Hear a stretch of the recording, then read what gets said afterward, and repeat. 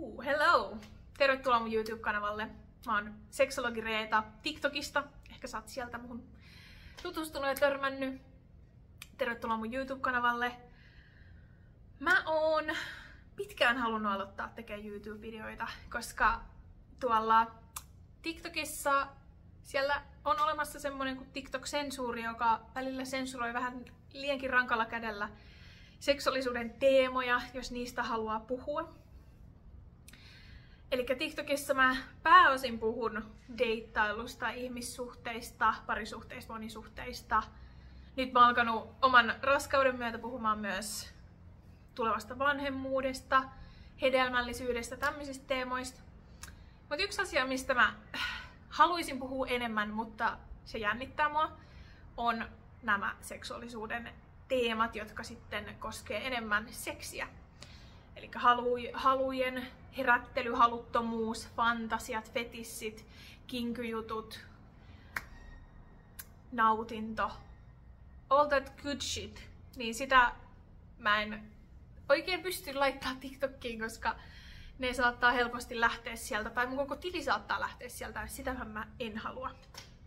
Mä oon jo kerran menettänyt ton mun isomman TikTok-tilin ja sain sen sitten 2 vuoden päästä takaisin. Eli 2020 mä aloitin ton seksologi Reeta TikTok-tilin, mutta sitten mä menetin sen 2022. Ja viime vuonna mä menetin mun Instagram-tilin, niin nyt mä olen täällä YouTubessa ja rukoilen seksijumalilta, että mä saan pysyä täällä näiden aiheideni kanssa. Toinen syy, miksi mä haluan olla YouTubessa, on se, että täällä mä pystyn julkaisemaan tällaisia pidempiä videoita, jossa pystyy rennommin käsittelemään asioita laajemmin myös. Jotenkin TikTok on välillä niin nopeatempoista ja huomaa, että siellä ne niinku pidemmät videot ei menesty ja ei sillä se ole mitään väliä, mutta siellä selkeästi ihmiset on tottunut enemmän sellaiseen tosi nopeeseen pikavinkkeihin ja sitähän seksuaalisuuden saralla on hirveän vaikea antaa. On vaikea antaa mitään nopeita vippaskonsteja johonkin tosi kompleksiin asiaan. Niin täällä YouTubessa mä voin vastata kysymyksiin, joita mä saan paljon mun DM:ään tai sit joita mä saan mun asiakkailta. Eli mä teen ihan seksuaaliterapeuttina töitä etänä suomalaisille videoyhteydellä tai viestiyhteydellä. Ja mun haaveena olisi joskus perustaa tänne Barcelonaan mun oma pikkuklinikka, jossa mä näkisin ihmisiä sitten ihan kasvatusten. 3. syy siihen, miksi mä haluaisin perustaa tämän YouTube-kanavan, tai ylipäätään mun kaikki somekanavat, on se, että suurimmalla osalla mun yleisöstä ei ole minkäänlaisia mahdollisuuksia mennä seksuaalineuvojan tai seksuaaliterapeutin vastaanotolle juttelemaan. Koska ne on yleensä aika tyyriitä palveluita, tässä maailmantilanteessa monellakaan ei ole laittaa 100, 200, 300 euroa kuukaudessa siihen, että kävis työstämässä seksuaalisuuden saralla olevia haasteita tai toiveita. Ja sitten ongelmat ehkä kroonistuu tai ihmissuhteet kärsii ja suhde itsensä kärsii niin kuin ihan varmasti. Mä haluan kuitenkin muistuttaa, että nämä YouTube-videot ei ole terapiaa ja nämä on myös sellaisia, nämä on somevideoita kuitenkin, että pitää kaikki ohjeet ja vinkit ja neuvot, mitä mä annan täällä, niin pitää myös soveltaa siihen omaan elämäntilanteeseensa, koska joka ikinen ihmissuhde on omanlaisensa ja joka ikinen tilanne on omanlaisensa. Eli jos mä annan täällä jonkinlaisen vinkin vaikka näihin kysymyksiin, mitä mulla tässä videossa on, niin ota se vähän niin kuin suolahippusten kanssa, vai miten se sanotaan. Mut joo, tää mun eka video tulee olemaan tällainen seksologin Q&A-video. Eli tähän mä oon koonnut kysymyksiä, joita mä saan tosi usein mun DM:ään ja asiakkailta. Ja ajattelin, että jutellaan niistä. Mä ihan varmasti jätän paljon pois jokaisesta vastauksesta, mitä mä asiakkaan kanssa kävisin, koska asiakkaan kanssa meillä on yleensä 45 tai 60 minuuttia aikaa puhua näistä jutuista. Niin tässä videossa te saatte sen pintaraavasun. Okei, ykköskysymys. Kumppani ei halua seksiä yhtä paljon kuin minä. Tämä turhauttaa ja torjutuksi tuleminen tuntuu pahalta. Mitä siihen voisi tehdä? Okei. Meillä kaikilla on tosi erilaiset seksuaaliset halut. Ja on tosi hyvä muistaa, että suhteessa harvoin ne menee ihan yksi yhteen. Se, että kuinka paljon haluaa ja kuinka paljon kumppani haluaa. Yleensä suhteessa on halujen eriparisuutta, joka tarkoittaa siis sitä, että kumppanit haluaa seksiä eri määrän ja ehkä eri lailla. Se, että haluaa itse enemmän, niin voi joskus johtaa siihen, että ehkä herkästikin määrittelee sen oman kumppanin jotenkin haluttomaksi. Että tämä on osa hänen jotenkin identiteettiään. Mutta niin ei välttämättä ollenkaan ole. Eli esimerkiksi seksuaaliterapia tai seksuaalineuvonta vastaanotolla käsitellään myös sitä, että onko kyse oikeasti halujen häviämisestä, katoamisesta, onko kyseessä haluttomuus vai halujen eriparisuus. Tai vaan erilaiset toiveet sille seksille. Ehkä toiveet on erilaiset, ehkä seksihalut on eri-aikaiset. Toinen haluaa aamulla, toinen haluaa illalla. Ja sit luullaan, että luullaan, että se oma kumppani ei koskaan haluisi. Vaikka haluisi. Ehkä ne halut on eri tahtiset. Eli milloin toisella herää ne halut, niin toisella kestää paljon kauemmin päästä jotenkin siihen junaan mukaan. Tai siihen lämmitellä itsensä siihen aktiin. Sitten se seksi on voinut muuttua myös jotenkin rutiinimaiseksi, joka on voinut ehkä käydä vähän tylsäksi. Ja se ei ole mitään henkilökohtaisesti, se ei ole mitään pahaa, mutta niin voi käydä, että jos että se seksi muuttuu nautinnollisesta vähemmän nautinnolliseksi, jos se on tosi ennalta arvattavissa ja jos se tuntuu jotenkin kotityöltä tai sellaiselta, että tässä nyt mennään vaan tällaista kaavaa ja suoritetaan kaavaa.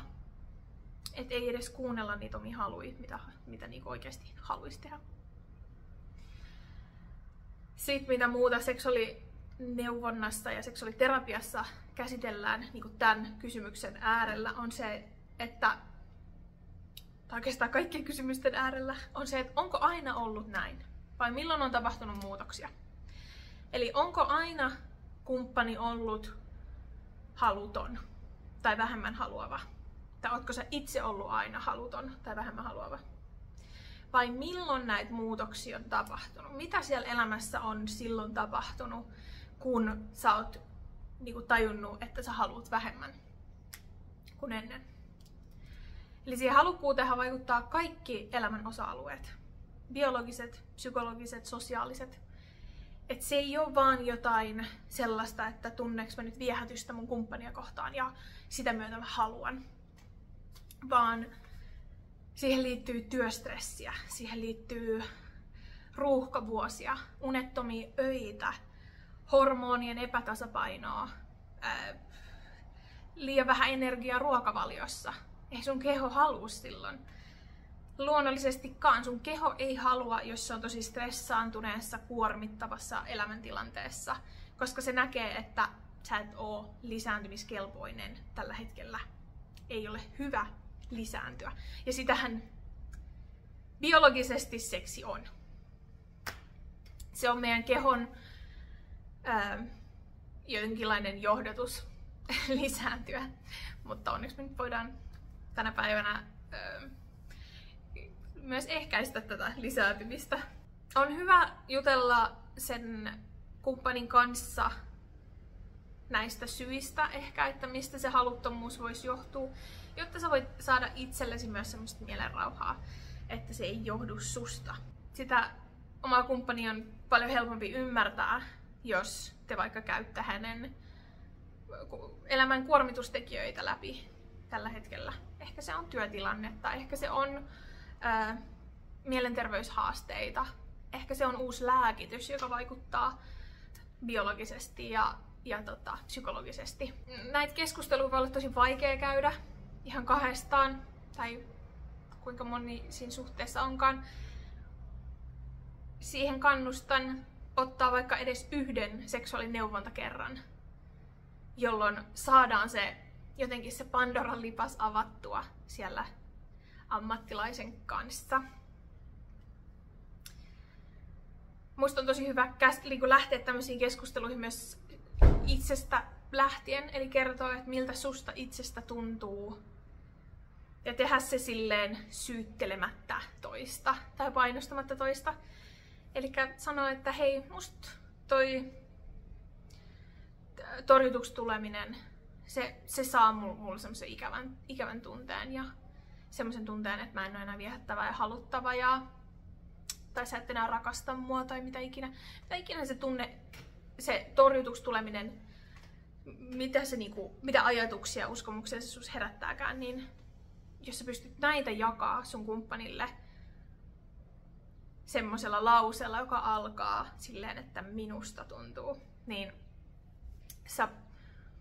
sä pääset jo paljon hedelmällisempiin keskusteluihin kuin se, että se niinku sormella osoittaisit, että sinä nyt olet tuollainen. Yksi pointti, mikä kannattaa myös muistaa, on se, että jokaisen seksuaalisuus on heidän omansa. Myös sun ja myös sun kumppanin. Eli ketään ei voi painostaa tai pakottaa tyydyttää toisen tarpeita. Jos kumppanin halut on ihan nollassa, niin sun täytyy löytää keinoja, jolla sä pystyt tyydyttämään niitä omia tarpeita. Joko ihan itsenäisesti tai katsoa, että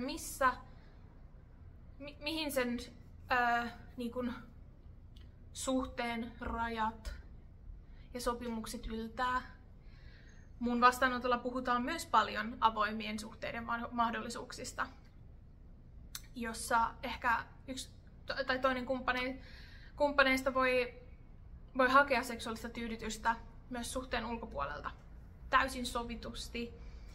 Ja tämä on yleensä vienyt jopa sellaisiin tilanteisiin, joissa se haluttomampi osapuoli saa siitä hirveästi mielenrauhaa, että hänen ei tarvitse olla vastuussa ton toisen tyydyttämisestä. Te voitte yhdessä miettiä, mitä ne ratkaisut olisi, mitä ne toiveet olisi, joko yhdessä tai sitten ammattilaisen kanssa. Ihan parasta on mennä ammattilaisen kanssa juttelemaan. Mennään toiseen kysymykseen. En saa deittiäpeissä matcheja ja tämä laskee jo valmiiksi matalaa itsetuntoa. Tuntuu, että minussa on jokin vikana, kun muut löytää seuraa, mutta minä en. Löydänkö koskaan ketään? Tämä on tosi hyvin yleinen huoli. Etenkin miehillä. Tää, että deittiäpeistä ei tule matcheja. Mutta ihan kaikilla. Heteromiesten on muutenkin vaikeampi saada tykkäyksiä niissä deittisovelluksissa, koska suurin osa käyttäjistä on muita miehiä. Ja naiset on luonnollisesti valikoivampia ja heillä on deittiäpeissä enemmän valinnanvaraa. Deittiäpit on tietysti myös bisneksiä, eli ne haluaa myös, että siellä osa käyttäjistä tuntee, että vaan maksamalla saa matcheja, koska näinhän ne tekee rahaa. Eli sitä omaa arvoa ihmisenä ei missään nimessä kannata rakentaa sen varaan, että paljon niitä matcheja tulee, koska se ei ole täysin susta kiinni. Siinä on aika vähän edes pelissä. Mitä mä teen joidenkin mun asiakkaiden kanssa on se, että me tsekataan ne deittiprofiilit myös. Että miltä ne näyttää. onko siellä jotain tekijöitä, jotka saa monetkin ajattelemaan, että ei tätä, en nyt tykkää tästä. Siellä voi olla sellaisia kuvia, joissa on vaikka keskisormet pystyssä tai aseita tai kuolleita eläimiä tai metsästyskuvia, paljon alkoholia tai kuvateksti on jäänyt jotenkin lyhyeksi tai jotenkin ehkä negatiiviseksi, niin näitä mä myös mun asiakkaiden kanssa välillä vähän viilaan, että miten sais luotua semmoisen profiilin, jossa sä näytät itse parhaimmalta mahdolliselta, miltä sä voit näyttää siellä deittiprofiilissa. Koska näähän on todella pinnallisia alustoja, ne on rakennettu silleen, että ihmisen pitää tehdä niinku 5 sekunnissa se päätös, että haluanko mä investoida tähän ihmisen enempää vai en. Ja siinä auttaa se, että sä oot edustava siellä. Näin se vaan on. Mutta mä oon ehdottomasti sen kannalta, että täytyy löytää muitakin väyliä tutustua uusiin ihmisiin kuin vaan ne deittiäpit.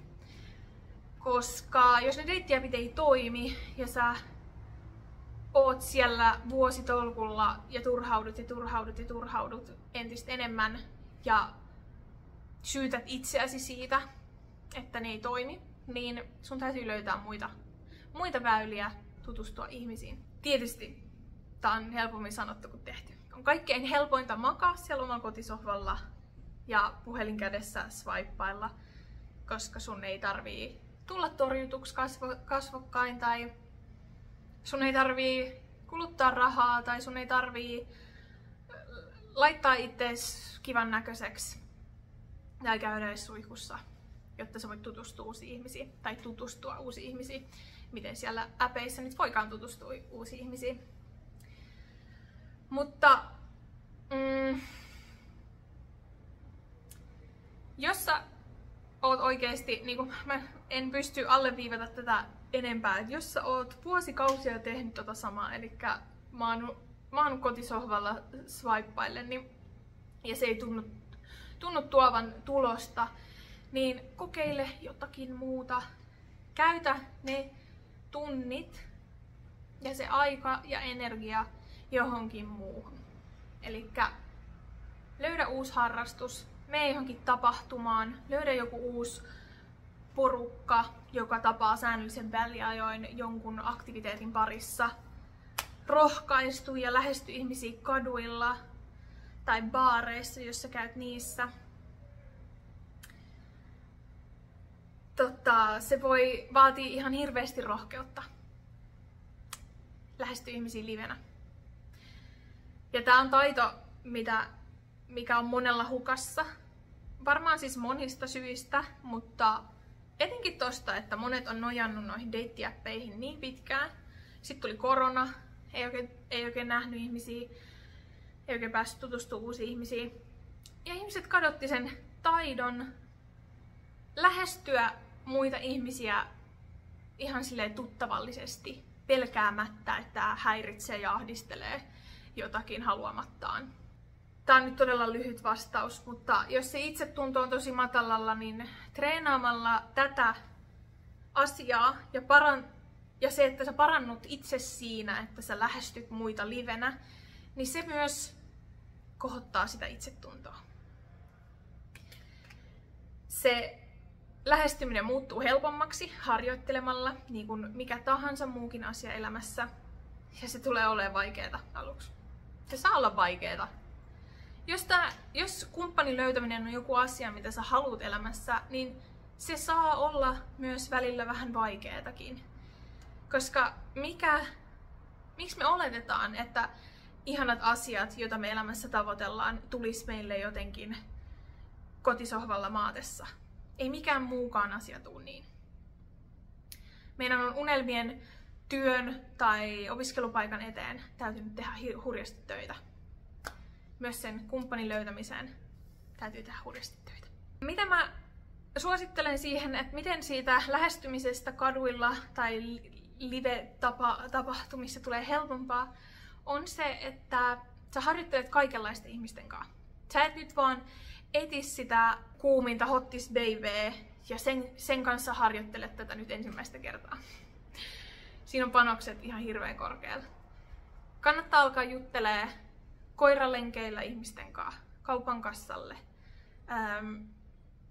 kehua jonkun vanhuksen hienoa polkupyörää. Ihan mitä tahansa se onkaan, niin sä tuut vaan paremmaksi ja paremmaksi niin kuin ihmisten lähestymisessä livenä, tuntemattomien ihmisten kohtaamisessa. On suurelta sun chanssia tavata joku, tai kohdata joku, joka on sulle sit oikeasti tosi kiinnostava matchi. 3. kysymys. En ole koskaan harrastanut seksiä ja se ahdistaa. Hävettää olla kokematon, koska pelkään, etten osaa mitään. Miten pääsen yli epävarmuudesta?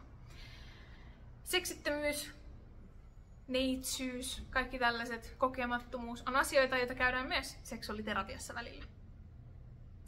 Eli ei tarvii löytää itseään seksihaasteiden parista tai jonkun todella monimutkaisen kinkykuvion parista, jotta voi tulla seksuaaliterapiaan. Voi olla sellainen tilanne, että ei ole koskaan harrastanut seksiä ja haluaa jutella siitä. Se on seksuaalisuuden haaste, johon haluaa muutosta. Se, että osaako mitään seksitilanteissa, on tosi yleinen pelko. Koska tämä pelko voi olla läsnä, vaikka saisitkin harrastanut seksiä tosi paljon. Että se kokemus ei vie tätä mahdollisuutta pois. Uusia tilanteita tulee olemaan ihan niin kauan, kun sä harrastat seksiä. Mä tykkään ajatella niin, että jokainen seksikerta uuden kumppanin kanssa on eka kerta. Ja silloin kumpikin on yhtä kokematon siihen niin kuin toisen kehoon, toisen nautintoon, toisen haluista. Ja kaikki varmasti jännittää. Ekalla kerralla saa todellakin jännittää. Oli se sitten ihan ensimmäinen seksikerta sun elämässä ikinä. Tai sit se on ensimmäinen seksikerta uuden ihmisen kanssa. Tai se on ensimmäinen seksikerta synnytyksen jälkeen. Sekin jännittää. Sun keho on muuttunut. Sun halut on eri. Nautinto on eri. Kosketus on eri. Tämmöisessä tilanteessa, kun hävettää olla kokematon, pelkää, ettei osaa mitään, niin voi auttaa se, että sä selkeytät itsellesi vielä vähän tarkemmin, että mikä ahdistaa ja pelottaa, mikä on pahinta, mitä voi tapahtua. Mutta samalla mikä olisi parhain mahdollinen tilanne. Sitten se, että kenen kanssa päättää harrastaa sitä seksiä ensimmäistä kertaa, sillä on myös hurjasti väliä. Elikkä olisi ihan super tärkeää, että se olisi semmoinen tyyppi, jolla sä uskallat puhua sun omista epävarmuuksista, sun omista toiveista, ehkä toiveesta edetä rauhallisesti, sun omista rajoista. Sen verran pitäisi sun pystyä niinku luottaa siihen ihmiseen, että sä luotat siihen, että jos sä sanot ei, niin sä tiedät, että se touhu loppuu siihen. Tai jos sä sanot, että mä haluan edetä rauhallisesti ja mä haluan mennä vaan tähän pisteeseen tänään, niin sitä kunnioitetaan. On aina lupa lopettaa se touhu kesken. Oli se toinen niin kiihottunut kuin vaan, niin sulla on silti aina lupa lopettaa se touhu kesken, koska se on sun keho ja sun rajat. Ja sun ei kenenkään ei tarvii käyttää sitä sun kehoa omaan tyydytykseensä. Eli ekalla kerralla ei todellakaan tarvitse tehdä kaikkea mahdollista, mitä voi keksiäkään. Se voi olla vaan kerta, jolloin te pussailette ja ehkä koskettelette toisen kehoja. Sitten seuraavalla kerralla te voitte ehkä olla alasti ja tehdä sen saman. Ehkä kolmannella kerralla te masturboitte yhdessä. Voitte edetä rauhassa. Edetä rauhassa. Kasvattaa semmoista luottoa. Pikkuhiljaa. Aloitatte sillä, mikä jännittää vähiten ja säästätte ehkä jotain seuraavaan kertaan. Kannattaa ehdottomasti myös vältellä seksitilanteita semmoisten ihmisten kanssa, jotka ei halua puhua sun toiveista tai rajoista tai nautinnosta. jotka on ehkä kiinnostunut vaan siitä omastaan. Ne kokemukset voi jättää arvia. 4. kysymys. Olenko aseksuaali, jos en koskaan halua tai mieti seksiä? En myöskään masturboi. No joo, se ettei halua tai mieti seksiä voi tarkoittaa sitä, että sä oot seksuaaliselta suuntautumiseltasi aseksuaali. Ja jollekin tää ei ole siis seksuaalinen suuntautuminen, mutta mä nyt laitoin sen tommoseen muotoon. Mutta aseksuaalisuuttakin on monenlaista. Eli joillain on seksuaalisia haluja hyvin vähän, joillain ei ollenkaan. Jotkut harrastaa seksiä, jotkut ei ollenkaan. Jotkut kokee halua joissain tilanteissa jonkinlaista seksiä kohtaan. Se on fine. Ja sitä omaa seksuaalista halukkuutta voi tutkailla ihan rauhassa. Eikä tarvii käyttää mitään tämmöistä labeliä, ellei halua.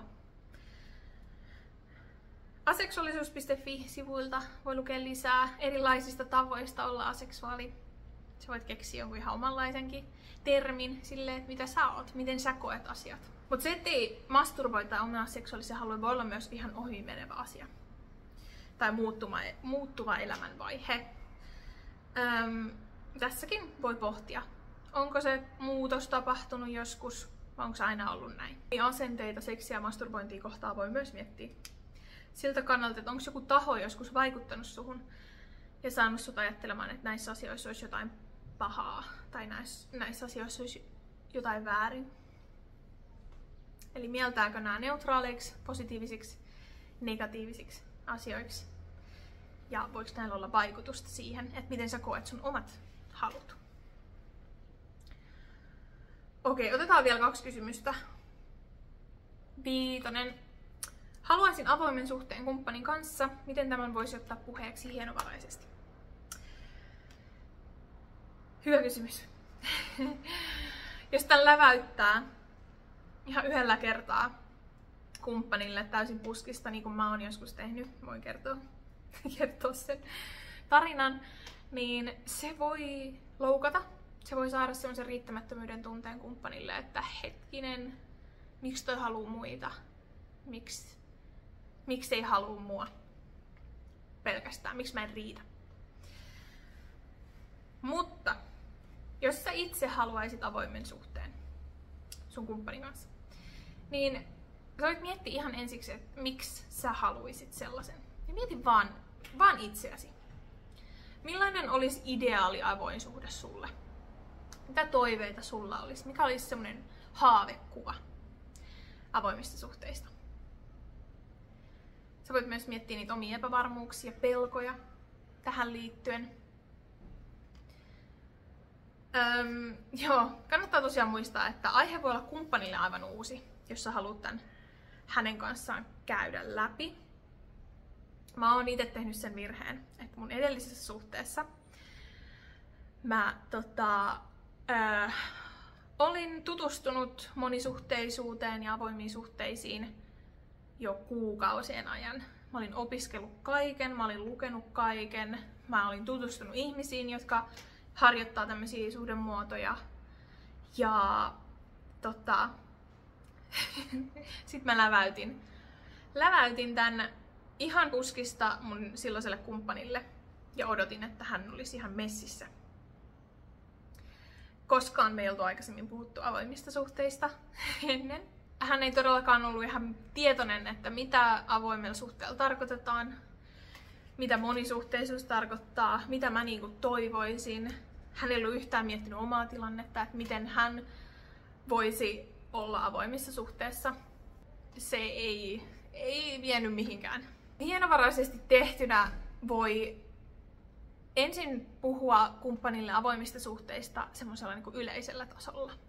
Eli voi jakaa jonkun artikkelin tai podcast-jakson tai jotain some-sisältöä, katsoa jonkun leffan tai sarjan aiheesta. Ja kertoa tätä kautta, että avoimet suhteet ehkä kiinnostaisi ja vähän tunnustella, että millä mielellä se kumppani olisi näistä asioista. Jos sieltä tulee aivan täys tyrmäys, että tää on ihan mitä ikinä, että tää on ihan niinku syntistä, niin sekin on hyvä keskustelualoitus. Siinä ehkä tarvii sit vähän enemmän aikaa silleen, että uskaltaa itse jakaa itsestään sen toiveen. Mutta sit kun sä haluat oikeesti nostaa tämän kissan pöydälle ja keskustella näistä asioista, niin kerro aika kumppanille, että mistä sä haluaisit puhua. Kysy ehkä, että onko hyvä hetki tälle keskustelulle. Kerro, mitä sä itse tunnet ja toivot. Korosta sellaisia positiivisia asioita, joita avoin suhde voisi tuoda sulle tai sun kumppanille tai teille yhdessä. Eli älä alleviivaa asioita, jotka puuttuu siitä teidän suhteesta tai siitä sun kumppanista. Se voi tuntua tosi loukkaavalta. Jos kumppani loukkaantuu tästä toiveesta avoimelle suhteelle, niin anna hänelle myös armoa, anna hänelle aikaa. Se voi todellakin vaatia sulattelua. Se voi todellakin vaatia sitä, että hän tutkailee asiaa omalta kantiltaan ja opiskelee ehkä vähän enemmän avoimista suhteista. Ehkä juttelee jonkun kanssa. Ehkä käynti seksuaalineuvolalla tai terapeutilla olisi tarpeen, joko yhdessä tai erikseen. Mutta muistuta myös sitä sun kumppania, että ei ole mikään kiire toimintaan. Eli se, että sä sanot, että sä haluaisit avoimen suhteen, ei välttämättä tarkoita sitä, että sulla on jo joku henkilö plakkarissa, jonka kanssa haluaisit deittailla tai harrastaa seksiä, vaan sä voit alleviivata sitä, että tämä asia voi pysyä semmoisella niin kuin keskustelun tasolla kuukausia, vuosiakin, jonkun aikaa. Mutta joskus myös pitää toimia, jos haluaa toimia. Ettei se voi ikuisiksi ajoiksi jäädä semmoiselle keskustelun tasolle, jos oikeasti halutaan myös edetä niin kuin johonkin asiaan. Mutta sopikaa pelisäännöistä ja kommunikoikaa niitä omia toiveita. Pelisäännöt on hyvä sopia siihen niin kuin alkuun, että mikä nyt tuntuu okolta. Ja mikä olisi semmoinen, mihin kaikki vois suostua sillä hetkellä. Nämä saa muuttua. Nämä yleensä muuttuu. Nämä rajat ja niinku, säännöt ja sopimukset, ne tuppaa vähän niinku hellittämään sitten sen alun jälkeen. Ehkä tarvii vähän kokemuksia siihen alle, että tuntuu, että hei okei, mä voin luottaa vähän enemmän tähän hommaan. Tää ei tunnukaan niin pahalta kuin mä luulin. Tai toi tuntuu pahalta, mä haluaisin ehkä laittaa tonne vähän enemmän rajoja, mut himmata täältä. Toiminnan suhteen ehdottomasti kannattaa ottaa baby steps. Sitten viimeiseen kysymykseen. Tää on jo paljon pidempi video kuin mä ajattelin, mutta meillä on kumppanin kanssa harvoin seksiä ja olen ajatellut, ettei hänellä ole seksihaluja. Kumppani kuitenkin katsoo pornoa ja masturboi. Ihmetyttää, miksei hän halua seksiä minun kanssani. Eli halujen eriparisuus on aihe, jota me sivuttiin jo tuolla ekassa kysymyksessä. On siis tosi tavallista haluta seksiä eri paljon kuin sun kumppani. Eri määrän. Ja se saa todellakin pistää ja tuntuu pahalta, jos tuntuu, että se sun kumppani harrastaa mieluummin sooloseksiä, eikä seksiä sun kanssa. Se voi tuntua siltä, että sä et ole enää tarpeeksi viehättävä tai haluttava tai se kumppani jotenkin vertailee sua johonkin pornotähteen ja sä et näytä siltä tai tee samoja juttuja tai oo samanlainen. Mutta on kuitenkin myös lukuisia syitä, miksi joku harrastaa mieluummin sooloseksiä kuin seksiä kumppanin kanssa. Ja näiden syiden ymmärtäminen voi ehkä luoda ymmärrystä siihen koko tilanteeseen. Ja siihen, että se ei johdu välttämättä susta. Todennäköisesti se ei johdu susta. Sooloseksi on ensinnäkin helpompaa. Ihan siis monesta syystä. Sun ei tarvi miettiä kenenkään muun nautintoa kuin sun omaa. Se on ehkä fyysisesti helpompaa. Sun ei tarvii tehdä mitään sirkustemppuja, ellet sä halua. Seksiin voi liittyä suorituspaineita, kun siinä on muita ihmisiä mukana, kun siinä on kumppani mukana, kun siinä on ehkä seksikertoja taustalla, jotka on mennyt mönkään.